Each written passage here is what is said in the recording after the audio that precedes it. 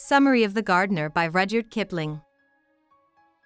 In The Gardener, tells the story of Helen Torrell having an extramarital child at the end of the 19th century.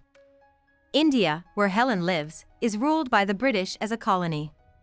She goes to the south of France, where she secretly has a son named Michael.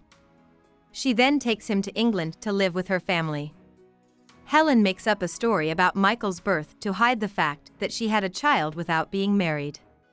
She does this to keep her place in British society. Helen says that Michael is really her recently deceased brother George's son. Everyone in the village seems to know that this is not a real story, but Helen is accepted by the community because she has nobly taken on the duty of raising Michael and because she has made up a story that fits with the moral norms of British society. Michael is accepted into British society, just like Helen, and grows up thinking that Helen is his aunt and not his mother. When he is young, he asks Helen why he can't call her mummy. Helen tells him that she is his aunt, but that he can call her mummy at night. Michael is happy with this plan, but he gets mad when he learns that Helen told her friends about what they talked about. He says that he will hurt Helen by dying young, which is a hint that he will die young in World War I. World War I breaks out in Europe just as Michael is about to start at Oxford University. Michael is sent to Norfolk and then to Normandy with his unit after he joins the army. Michael tells Helen in a letter that not much is going on where he is and that his unit has mostly been digging ditches and doing line maintenance. Michael is killed by a shell in 1915, 1 year into the war.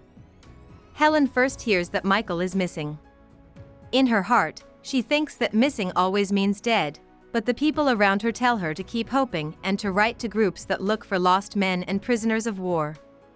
When the war is over, Helen finally hears that Michael is dead, so she goes to Normandy to see where Michael is buried. Helen meets Mrs. Scarsworth on the train as she is going to her hotel.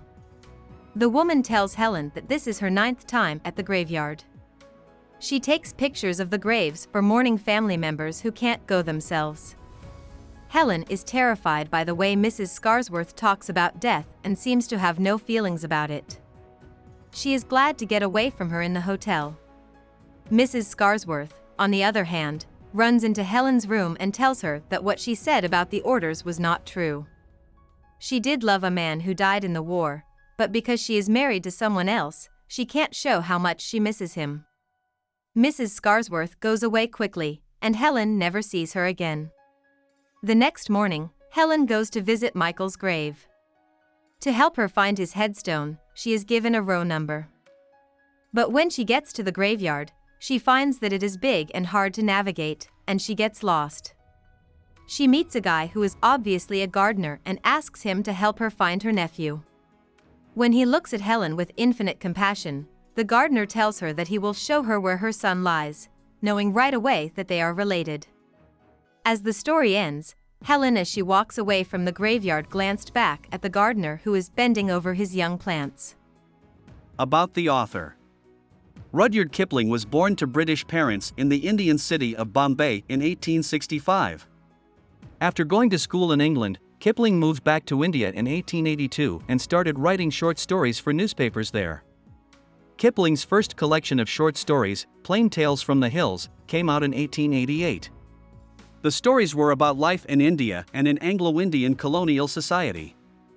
During his life, Kipling moved a lot.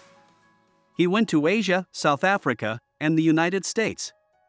In 1892, he married Caroline Balestier. The two of them moved to the United States, where he wrote The Jungle Book, a collection of short stories. After their daughter Josephine died, Kipling and his wife moved to England, where he wrote the novel Kim in 1901 and the book Just So Stories for Children in 1902. During this time, Kipling also wrote a lot about European politics. He wrote papers to back the British government in their political fights with Germany, Africa, the United States, and Ireland. Kipling was given the Nobel Prize for Literature in 1907. His writing was very famous in Britain because it was about nationalism and power. In the years before World War I, Kipling also wrote propaganda against the Germans. John, Kipling's son, was killed in World War I at the Battle of Loos in 1915. Kipling wrote My Boy Jack, Mary Postgate, and The Gardener, among other short stories and poems about this loss. He died in 1936. Hope we summarized it fully and you liked it. Please hit the like button and subscribe to our channel so that we are motivated to create more videos.